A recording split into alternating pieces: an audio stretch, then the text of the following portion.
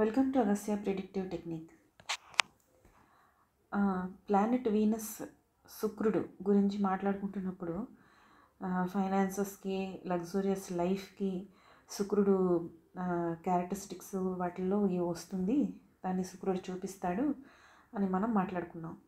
అలానే next Jupiter రాబోతోంది, గురుగ్రహం, పూర్ణ శుభగ్రహం. అది కూడా ఫైనాన్సెస్ని, వృద్ధిని చూపిస్తుంది. అలానే వీనస్ తాలూకా మెయిన్ క్యారెక్టరిస్టిక్ ఆప్టిమిజం అని చెప్పుకున్నాం మనం. అలానే జూపిటర్ తాలూకా మెయిన్ క్యారెక్టరిస్టిక్ కూడా ఆప్టిమిజం.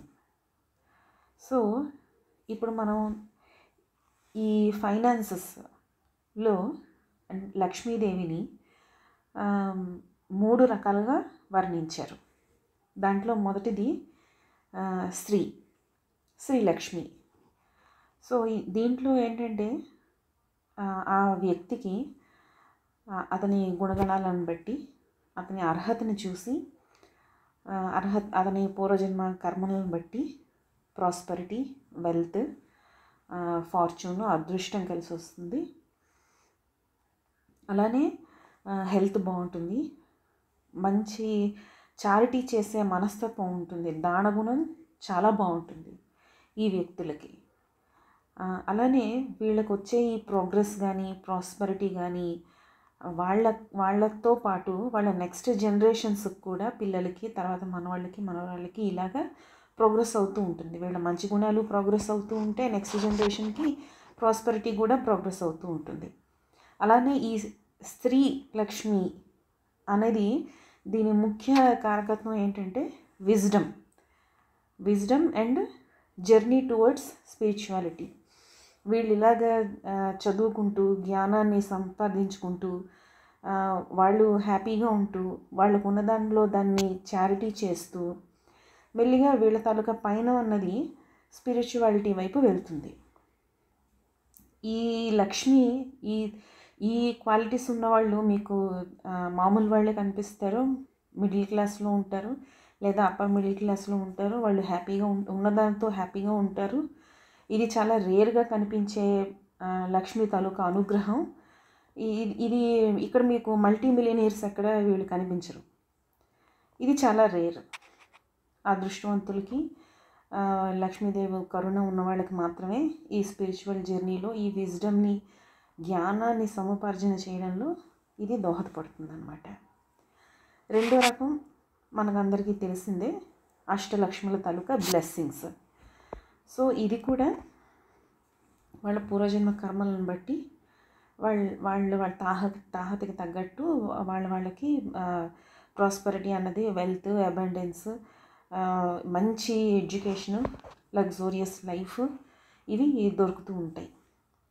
ఇదంతా ఈ పైన శ్రీలక్ష్మి కానీ, నెక్స్ట్ లక్ష్మి కానీ ఇవి ఎలా వస్తాయి అంటే సత్యంగా, ధర్మంగా సంపాదించిన సంపాదన వల్ల, న్యాయ మార్గంలో, ధర్మ మార్గంలో సంపాదించిన సంపాదన వల్ల మనకు వచ్చే బెనిఫిట్స్, మనల్ని కరుణించే ఆ Lakshmidevi through these planets, Venus and Jupiter or other planets కూడా.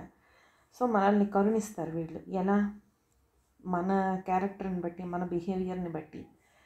సో అందులో లక్ష్మీదేవి అష్టలక్ష్ముల్లో మనం చెప్పుకున్నట్టు మొదటిది ఆదిలక్ష్మి.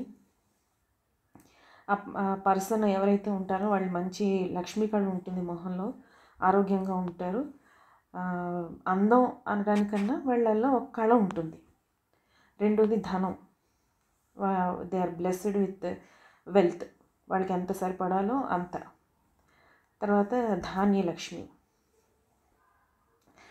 తిండికి లోటు లేకుండా, అలానే వాళ్ళకి తరతరాలకి పోషించుకునేలాగా. నెక్స్ట్ వీళ్ళకు కూడా దానగుణం ఉంటుంది, చాలా బాగుంటుంది, వాటన్నిటికీ సరిపోయేలాగా ధనలక్ష్మి.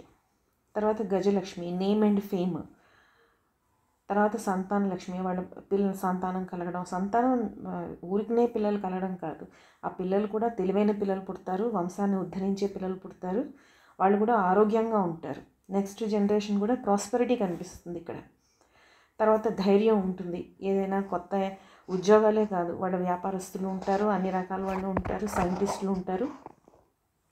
ఏది చేయాలన్నా, ఏది సాధించాలన్నా వీళ్ళకి ఒక కరేజ్ అన్నది ఈ లక్ష్మి నుంచి వస్తుంది. అలాగే విద్య, వాళ్ళ తెలివితేటలు, వాళ్ళ విజ్డము వాళ్ళకి ఉపయోగపడుతుంది, చుట్టుపక్కల వాళ్ళకి ఉపయోగపడుతుంది, దేశానికి కూడా ఉపయోగపడుతుంది, అలా ఉంటుంది. తర్వాత విజయలక్ష్మి, దీన్ని అగైన్ స్పిరిచువల్ జర్నీలో వాళ్ళు ఎంటర్ అవుతారు. విజ్డమ్ అన్నది, ఈ జ్ఞాన సముపార్జన అన్నది వీళ్ళకి కూడా ఉంటుంది. వీళ్ళు మనకి అన్ని స్థాయిల్లోనే కనిపిస్తారు.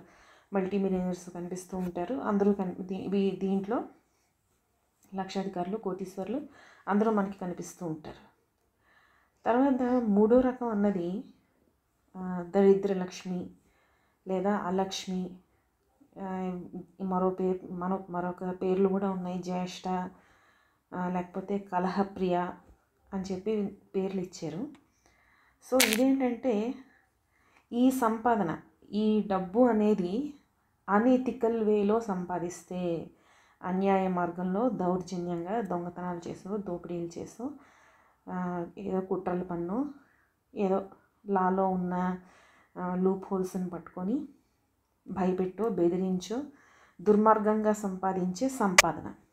సో వీళ్ళకు కూడా సంపాదన అన్నది వస్తుంది.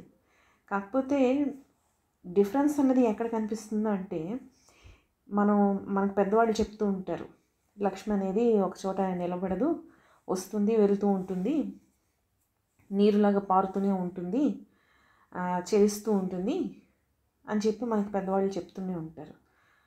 సో ఇప్పుడు న్యాయంగా, ధర్మంగా సంపాదించిన సంపాదనతోటి వచ్చే ఈ లక్ష్మి, ఈ గుణాలు మనం ఏంటైతే మొదట రెండిట్లోని మాట్లాడుకున్నామో, శ్రీ అండ్ లక్ష్మి, ఈ రెండిట్లో మనం మాట్లాడుకున్నట్టు లక్ష్మి వచ్చి ప్రాస్పరిటీ ఇస్తుంది, నెక్స్ట్ జనరేషన్స్ని బ్లెస్ చేస్తుంది, వాళ్ళకి బ్లెస్సింగ్స్ దొరుకుతాయి, జ్ఞానం దొరుకుతుంది, స్పిరిచువాలిటీలోకి ఒక స్టెప్ ముందరికి వెళ్ళడానికి వాళ్ళకి అవకాశం దొరుకుతుంది. ఆ కుటుంబంలో, ఆ వంశంలో పుట్టినందుకు వాళ్ళ పేరు నిలబెడతారు, మంచి ఉద్యోగాలు చేయడం, అలాగే మంచి మంచి చారిటీస్ చేయడం, ఇవన్నీ వీటికి ఈవెన్ లక్ష్మి వెళ్ళిపోయిన తర్వాత కూడా ప్రాస్పరిటీ అన్నది వాళ్ళతో ఉంటుంది, నెక్స్ట్ జనరేషన్స్కి కంటిన్యూ అవుతుంది.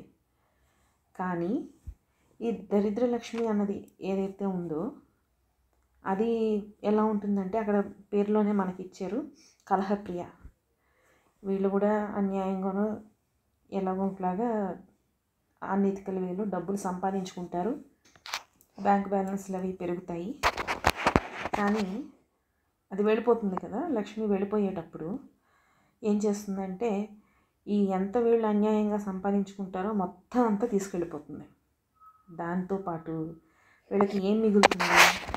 గొడవలు, దెబ్బలాట్లు, కుటుంబంలోనే కుటుంబ కలహాలు, కుటుంబాలు విడిపోవడం, మొహాలు సంవత్సరాల తరబడి మొహాలు చూసుకోలేకపోవడం, తర్వాత హెల్త్ పాడైపోవడం, వ్యాపారాలు ఉంటే వ్యాపారాల్లో నష్టం జరగడం, తర్వాత విపరీతమైన బద్ధకం, ఆ ఇంట్లో పనులు కూడా చేయకుండా ఇల్లు కూడా అసహ్యకరంగా ఉంటుంది, ఇరుగు పొరుగు వాళ్ళతో గొడవలు, ఇంట్లో పెద్దవాళ్ళతో గొడవలు,